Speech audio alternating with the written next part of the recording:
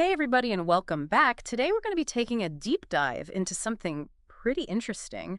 We've got a cost analysis here. It's for rehabbing historic properties. Oh, cool.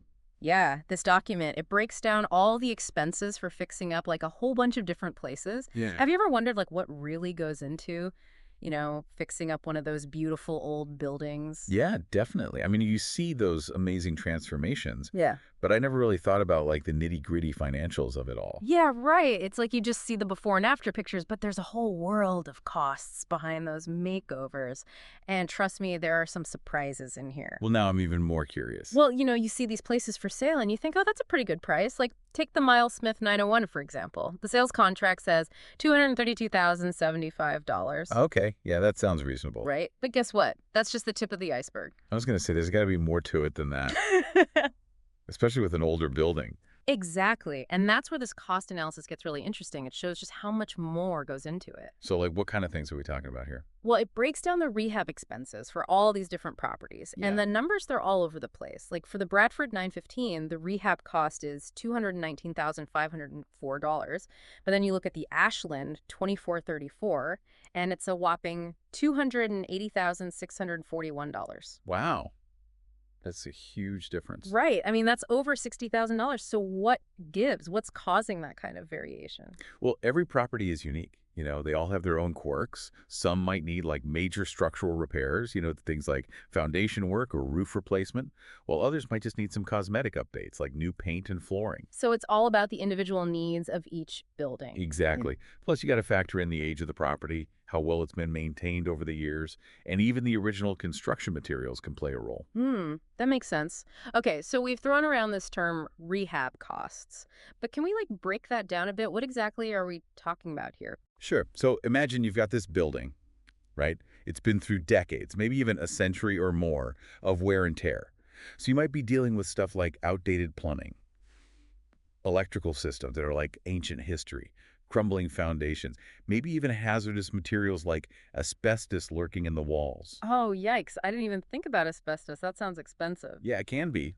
And then on top of all that, you got to think about modern building codes. Those old beauties, they might not meet today's standards for safety and accessibility. So you might have to like add fire sprinklers or ramps or maybe even like entirely new bathrooms. Exactly. It's all about bringing those historic properties up to code while still preserving their unique character. That's a tough balancing act for sure. Uh-huh. Okay, so I'm looking through this cost analysis and I see something called HTC proceeds. What's the deal with those? Those are historic tax credits. They can be a real game changer when it comes to rehabbing these old buildings. Oh, interesting. Tell me more. So basically, the government offers these tax breaks to encourage developers to invest in preserving historic properties. So it's like a win-win situation. Exactly. Developers get some financial assistance to make these projects happen, and we get to keep these beautiful old buildings as part of our communities. I like that. Okay, so the amount of the tax credit varies, right? Yeah. Depending on like the size of the project and how historically significant the property is. Yep.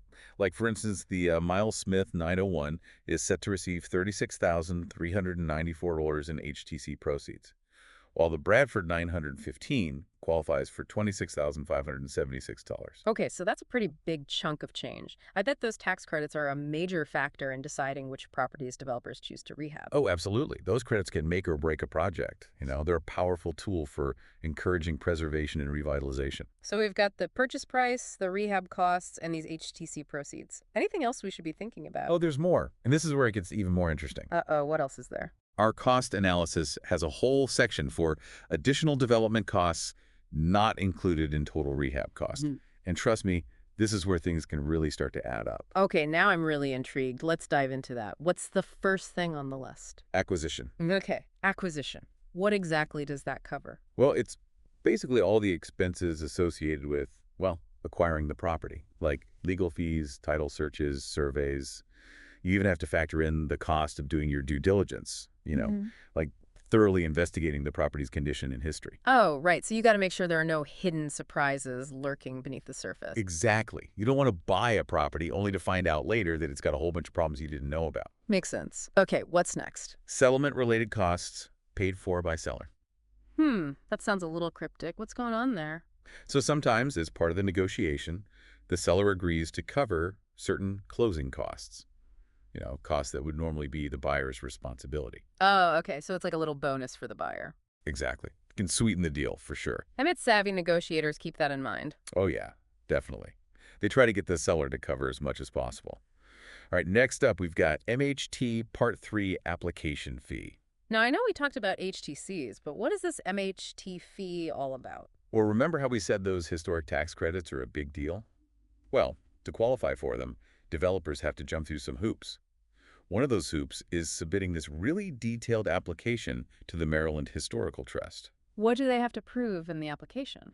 They have to show that their rehab plans meet all the standards for preserving the building's historical integrity. Oh, so it's like a quality control measure to make sure they're not just slapping on a fresh coat of paint and calling it a day. Exactly. The MHT wants to make sure the work is done right.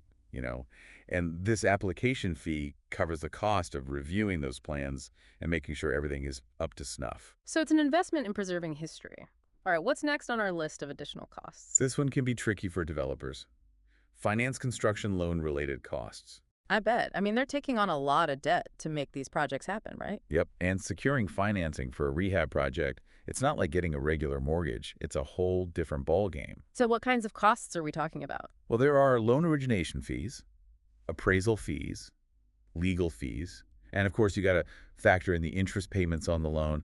These costs can really add up, and they can eat into the developer's profit margin big time. It sounds like a pretty delicate balancing act. Oh, it is. Developers need to be really smart about how they manage their financing. They got to secure favorable loan terms and keep a close eye on their cash flow. Right, because every dollar counts. Okay, so then we have property taxes and insurance costs for holding period and construction period. I'm guessing those are pretty self-explanatory. Pretty much. Yeah. You got to pay property taxes on the building even while it's being rehabbed. And insurance is super important during both the holding period. That's when the developer owns the property but hasn't started construction yet. And then, of course, you need insurance during the construction period itself to cover any accidents and damages. Makes sense. Got to protect that investment. Okay, and finally we have project marketing and security cost allocation. What's that all about?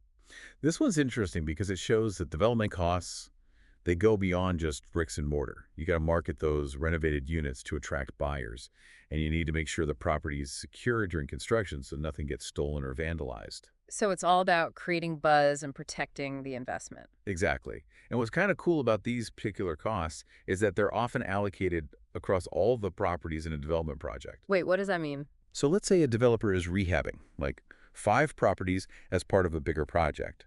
The costs for things like marketing and security for the whole project, they get divided up and added to the individual cost breakdowns for each property. Oh, okay. So it's a way of spreading those shared expenses fairly. Right.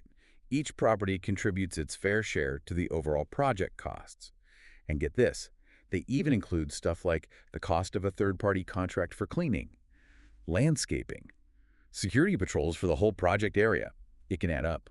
Wow, they really do think of everything.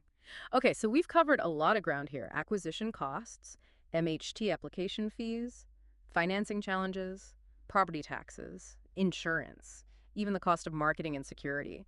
But where does all this leave us? What's the bottom line? Well, that's what we're going to explore next. We'll look at the calculated total development cost for each property and compare it to that initial sales price. And trust me, the difference is pretty eye-opening. Okay, you've got me hooked. Let's take a quick break and then we'll come back and crunch some numbers. It's amazing how all those little costs, they just pile up. Right. It's like death by 1,000 paper cuts. Except these cuts are to your bank account. Exactly. And that's why I think this cost analysis is so valuable. It gives you a much more realistic picture of what it actually costs to do these historic rehab projects. It's like they say, the devil's in the details. Oh, yeah, for sure.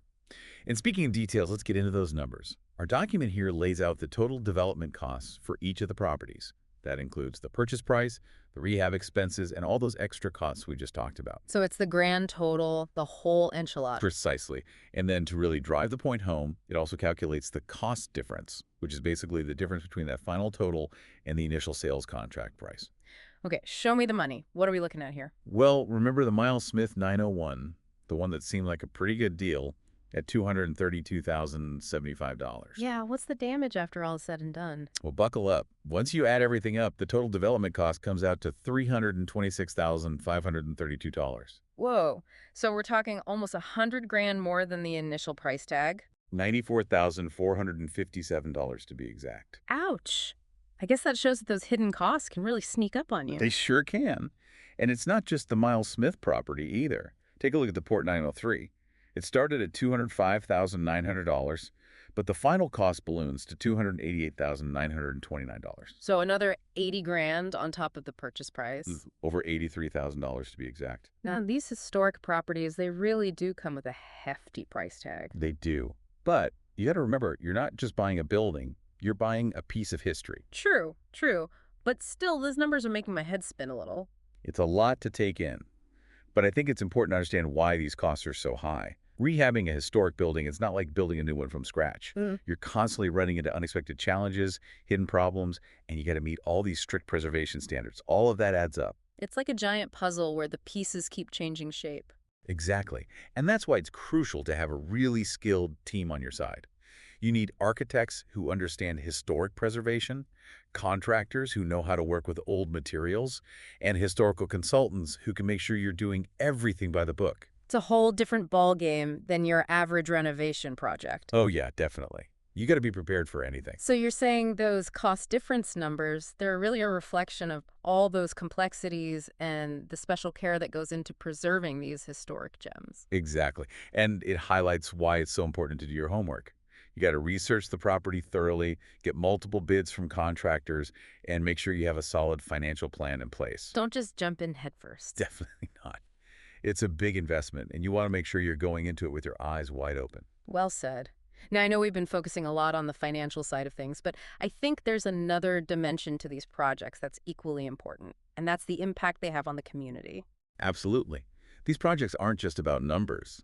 They're about people and places. They have the power to revitalize neighborhoods, breathe new life into historic districts, and create a sense of place and belonging. Okay, so let's talk about that. How do these rehab projects actually affect the communities where they happen? Well, for starters, they can be a major economic boost. You've got construction jobs being created, architects, designers, all sorts of professionals get involved in these projects. And once those buildings are all spruced up, they can attract new businesses, new residents, maybe even tourists. It's like a ripple effect. So the whole community benefits. Exactly. And it goes beyond just the economics, too. These projects also help preserve the cultural heritage of a community. By restoring those historic buildings, you're keeping their stories alive, you know. Yeah. You're passing them on to future generations. It's a way of honoring the past while building for the future. I love that idea. It's like a bridge between generations. And it can also be a catalyst for revitalization. When you invest in restoring these beautiful old buildings, it can inspire other people to invest in the neighborhood too. You might see new shops and restaurants opening up, parks getting renovated. A real sense of pride starts to take hold. It's like a domino effect. It's amazing how one project can spark so much positive change. It really is. And it all comes back to that idea of creating a sense of place. It's about creating spaces where people want to live, work, and play. Spaces that reflect the unique history and character of the community. It's about making those communities vibrant and alive. Exactly. And I think that's something worth investing in. Well, we've covered a lot of ground today, from the nitty-gritty details of cost analysis to the bigger picture of how these projects can impact communities. But I have a feeling there's still more to explore. Oh, there always is. Especially when you're dealing with something as complex and fascinating as real estate development. You know, as we've been talking about all this stuff, I keep thinking there's something about these historic rehab projects that just goes beyond the numbers. Oh, totally. It's hard to put your finger on, but there's something special about these old places. It's like they have a soul. You know what I mean? You just don't get that with a brand new building. You really don't. There's a sense of history, of craftsmanship, like all the stories those walls could tell if they could talk. And that's what I think is so cool about rehabbing these buildings. You're not just saving the bricks and mortar, you're saving those stories, keeping that history alive. Exactly. It's like giving a piece of the past a chance to shine in the present. And for me, that's where the real magic of these projects lies. It's that connection between then and now, honoring those who came before us while creating something new and exciting for the future. It really is about recognizing that these buildings are more than just objects. They hold memories. They shape how we see ourselves and where we come from. Right. And as we're moving forward, I think it's even more important to hold on to those tangible connections to our past. Absolutely. In a world where everything's changing so fast, these historic buildings give us a sense of grounding, like an anchor, you Yeah. know? They remind us that some things are worth holding on to. And they make us think about the future. What kind of legacy do we want to leave behind? What stories will our buildings tell? Those are big questions. But I think that's what makes historic preservation so fascinating. It's not just about looking back, it's about looking ahead. It's about creating a future that honors the past. Exactly. And that's a pretty awesome thing to be a part of. Well, this has been a real eye-opener for me. I knew rehab projects were complicated, but I never realized just how much goes into them. All the financial stuff, the challenges, and the amazing impact they can have. It's been great exploring all this with you. I hope our listeners have a better understanding now, too. Me too. And hey, maybe some of our listeners are feeling inspired. So if you're out there thinking about taking on a rehab project yourself, do your research. Yes, find out everything you can. Connect with local preservation groups. Learn from the experts. There are so many resources out there. And remember, even the smallest details matter. Because as we've learned today, those costs can really add up. Every dollar counts. But in the end, it's all worth it to preserve these beautiful pieces of history and make sure their stories keep being told. Absolutely. Well, that's all the time we have for today. Thanks for joining us on this deep dive into the world of rehab costs.